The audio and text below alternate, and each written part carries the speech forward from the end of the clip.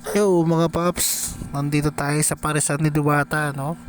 Yan si Diwata, na unlakan tayong mag-picture tsaka mag-video.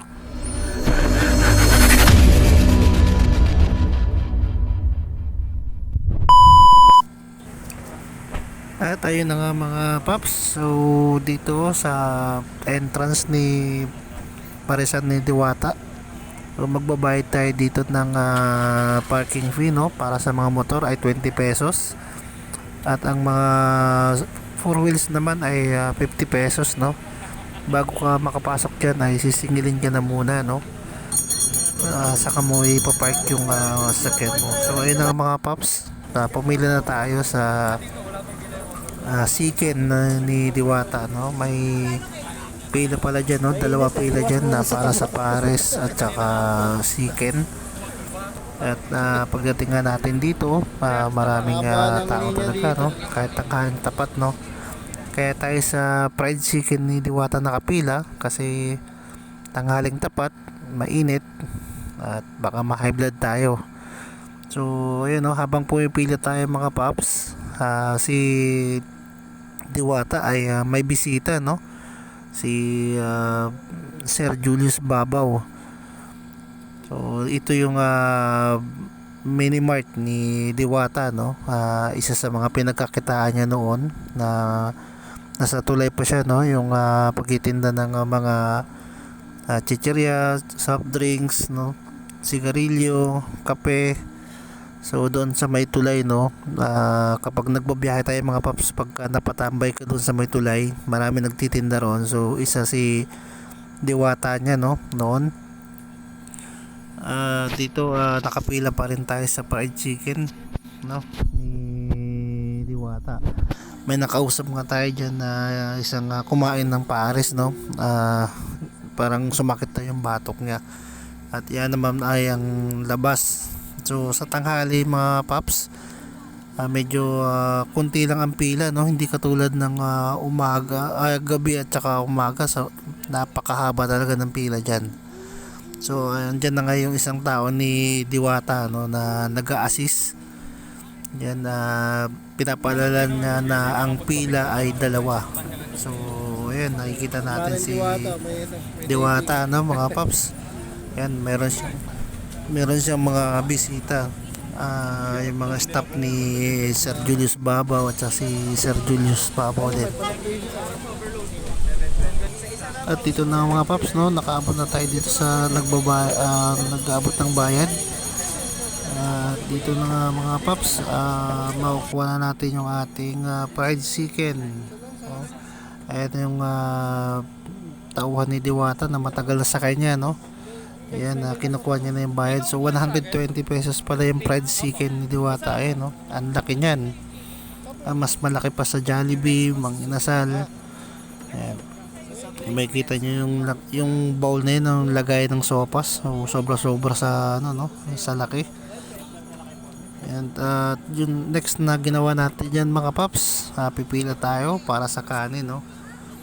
Ayan, after mo makuha yung fried chicken, pupunta naman tayo sa kanin station. At saka mapapansin mo talaga, no, yung kanin nila dyan hindi yung cup, yung talagang kung yung lagay ng ano, no, ng sopas. So tagang marami yun, no, mga paps.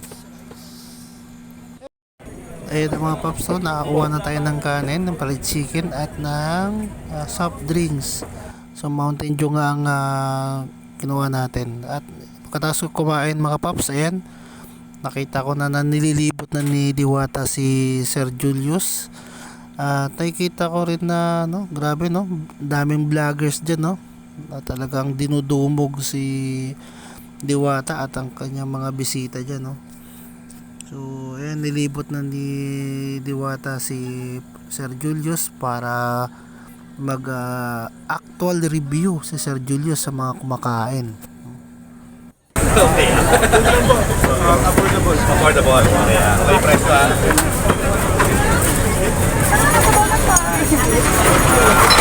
Enjoy kayo rito ah. Ako talaga kain? Ako, laki. Chicken Joy. Magkano yung Chicken Joy? Pag malaki, 120 yan. Rice may place of drinks. May place na baw. Antes sa baw. Talagang nagkakamay yung mga tao, ano? Nakabukas.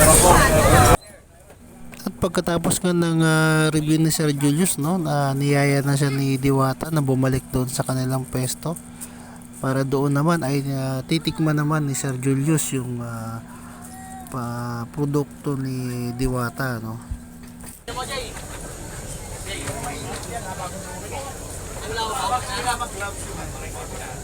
Kailangan mag-gloves yung mga customer. Para hindi malayo sa purpose, hindi na magtabay.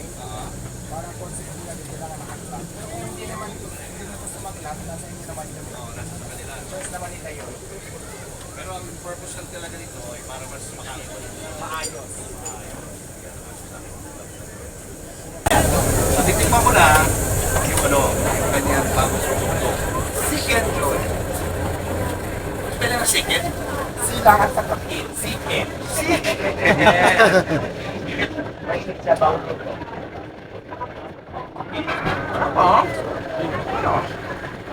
Ano? Famous Pares. And offer you. Tapos ito, ang halaga nito, 100 pesos. 100 yung ang rice. Hindi ka pa satisfied sa lasa. Meron tayo pang pala sa lasa. So, yan ang purpose. Hindi ko nauubusan ng paninda sa sobrang dami ng tao rito. Naubos pero syempre marami na din akong supplier. Kaya ang ginagawa ko talaga, nagbabantay ako kapag alam ko kunti na lang, kapatid lang para din siya kasi wala si Wong. Kasi kailangan talaga consistent para hindi magbago. Katabi, ganito ba? Sina, pagod na ako, nariyan ko talaga hindi na kaya na katawan nito. Tutulog na ako. Ilan ka dyan, sa barak. Sa pagod ako nagbago kung malayo. Nakahasal na siya.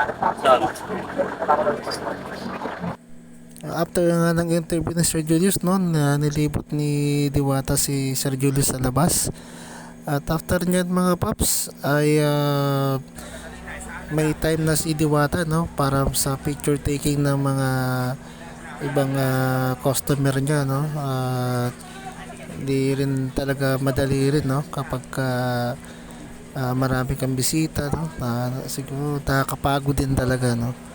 So ayan, napaundakan naman lahat ni Diwata.